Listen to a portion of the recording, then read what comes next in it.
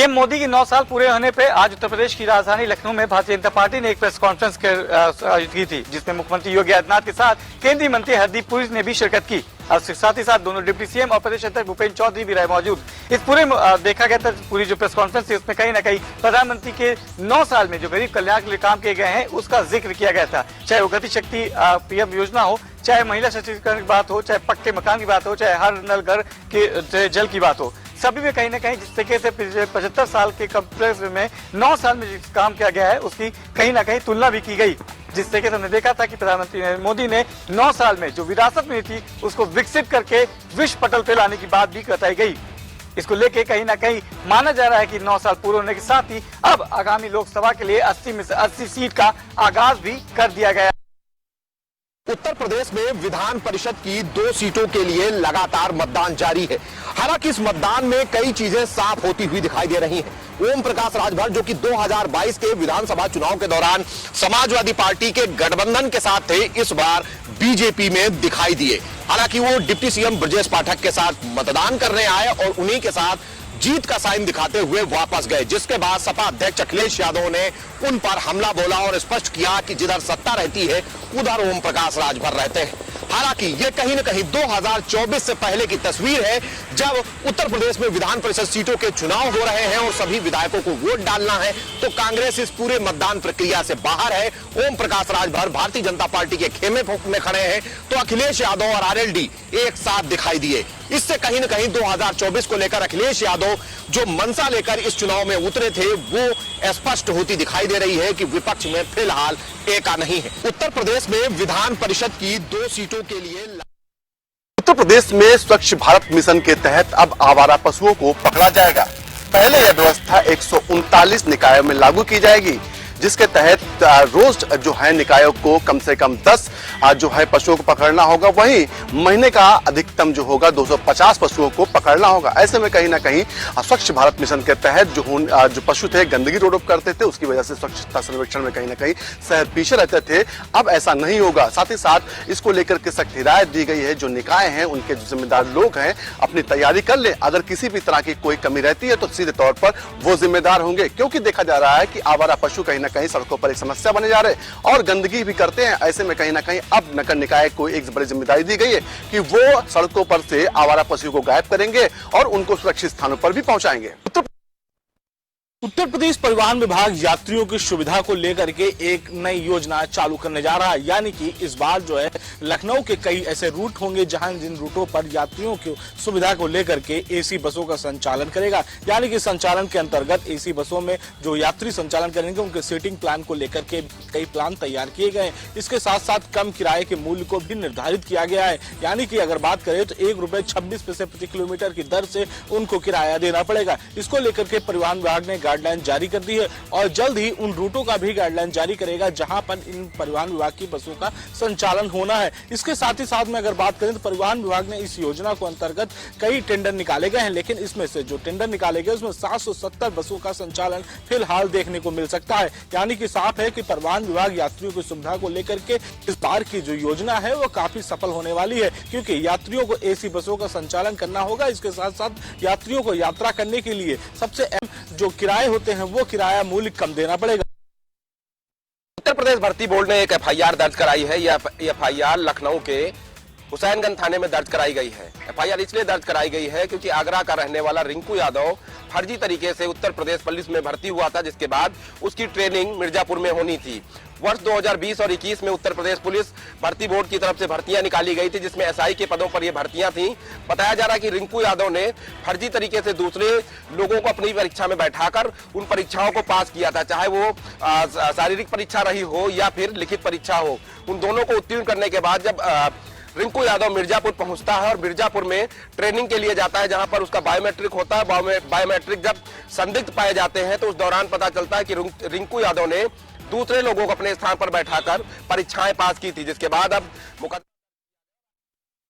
पीलीभीत में नवनिर्वाचित जो भी निकाय अध्यक्ष पद के लोग रहे हैं, नगर पंचायत अध्यक्ष पद रहे हैं, नगर पालिका अध्यक्ष रहे हैं, उन्होंने शपथ के बाद अपनी जो पंचायत है वहां कार्यालय में जाकर के अपने अपने तरह से अलग अलग अंदाज में वहां पहुंचे और अपना कार्य प्रारंभ किया। वहीं आपको बता दें कि जनपद पीलीभीत की नगर पंचायत बिलसंडा में जो निर्दलीय प्रत्याशी इस बार जीते हैं DK गुप्ता, उन्होंने भी एक अलग अंदाज में कार्यालय पहुंचकर अपना कार्य शुरू किया। आपको बता दें DK गुप्ता ने पहले कार्यालय में हवन पूजन कराया, शुद्धिकरण कराया और उसके बाद अपने कार्य को आगे बढ़ाया। तो वही इस कार्यक्रम के दौरान कस्बा बिलसंडा के जो हैं अन्य भी लोग मौजूद रहे। डॉक्टर मनमीत गुप्ता सहित अन्य व्यापार मंडल के जो भी थे पदाधिकारी वो भी मौजूद रहे। तो इस तरह से बिलसंडा में हुए। तो वहीं उन्होंने एक नया शेड्यूल भी जो नवनिर्वाचित चेयरमैन है DK गुप्ता, उन्होंने जारी किया कि बिलसंडा में हर दिन सुबह और शाम 2 वक्त की ड्यूटी थी, लेकिन वहीं शनिवार को एक बार ड्यूटी रहेगी और उसका बचा हुआ जो शेष कार्य है, यानी कि रविवार को भी अब छुट्टी नहीं है, रविवार को भी सुबह से ड्यूटी लगेगी। तो इस तरह से सफाई व्यवस्था को ध्यान देते हुए ये जो नए चेयरमैन DK गुप्ता बने हैं, उन्होंने आदेश 2024 के चुनाव को लेकर जहां सभी पार्टियों ने कमर कस ली है, वहीं भारतीय जनता पार्टी ने जो प्रदेश में कोर कमेटी की बैठक बुलाकर सभी पदाधिकारियों को जिम्मेदारी सौंपी है। वहीं रायबरेली में भी जो उद्यान मंत्री हैं दिनेश प्रताप सिंह, जो प्रबल दावेदार हैं, लोकसभा प्रत्याशी भी हैं और पिछली बार भी वो प्रत्याशी रहे और अच्छे मार्जिन से उन्होंने चुनाव लड़ा। फिलहाल उनके सामने थी सोनिया गांधी और चुनाव वो हारे, लेकिन कहीं ना कहीं से और परसेंटेज जो है भारतीय जनता पार्टी का बढ़ा जरूर दिखाई दिया है। फिलहाल रायबरेली में जो स्थिति बनी है वो नगर निकाय चुनाव में जिस तरह से पलटवार हुआ है और कहीं ना कहीं से कांग्रेस के प्रत्याशी ने ऐतिहासिक जीत दर्ज करते हुए कांग्रेस का परचम जरूर लहराया है। इसी बीच एक पोस्टर वार भी जारी हुआ था जो उनके सुपुत्र जो हरचंदपुर से ब्लॉक प्रमुख है पीयूष प्रताप सिंह, उनके द्वारा उनने कहा कि रायबरेली की जनता पूछती है सवाल। इस तरह के पोस्टर वार अब जारी हैं। फिलहाल इस पोस्टर वार पर कांग्रेस ने चुप्पी तोड़ते हुए नवनिर्वाचित जो अध्यक्ष हैं नगर पालिका के, उनने उसका जवाब देते हुए जरूर कहा है कि ये काम नीच लोगों का है, कांग्रेस पार्टी ऐसा काम नहीं करती। इंडिया खेलों के तहत रोइंग प्रतियोगिता गोरखपुर में 27 तारीख से की जा रही है। खासतौर से आप देख सकते हैं कि आज 200 मीटर की प्रतियोगिता का समापन है, आज फाइनल हो रहा है और ख़ासतौर से ये 11:30 बजे तक फाइनल हो जाएगा। यही नहीं, आपको बता दें कि देश के विभिन्न यूनिवर्सिटी के प्रतियोगी इस प्रतिभागी में अपना भाग लिए हैं और ख़ासतौर से अपनी प्रतियोगिता दिखा रहे हैं। कौन विजयी होगा यह तो बाद में पता चलेगा। फिलहाल प्रतियोगिता 11:30 बजे तक चलेगी और इसके बाद इसका फाइनल रिजल्ट आएगा। साथ ही साथ आपको बता दें कि उत्तर प्रदेश के मुख्यमंत्री योगी आदित्यनाथ समापन के मौके पर पहुंचेंगे और प्रतिभागी उत्तीर्ण हुए प्रतिभागियों को अपने हाथों से सम्मानित करके एक युवाओं में जोश भरने का काम करेंगे। बागपत एसपी अर्पित विजयवर्गीय का एक बड़ा एक्शन सामने आया है। बागपत के एसपी अर्पित विजयवर्गीय ने 3 पुलिसकर्मियों को निलंबित किया है। मैं आपको बताना चाहूंगा, बागपत के एसपी अर्पित विजयवर्गीय ने जनपद के पड़ोत कोतवाली क्षेत्र रेलवे चौकी के 3 पुलिसकर्मियों को निलंबित किया है। तीनों पुलिसकर्मियों ने उच्च अधिकारियों की बात की अवहेलना तथा अपने कार्य में लापरवाही बरतने पर तीनों पुलिसकर्मियों को निलंबित किया है तथा उनके खिलाफ विभागीय कार्रवाई की बात कही है।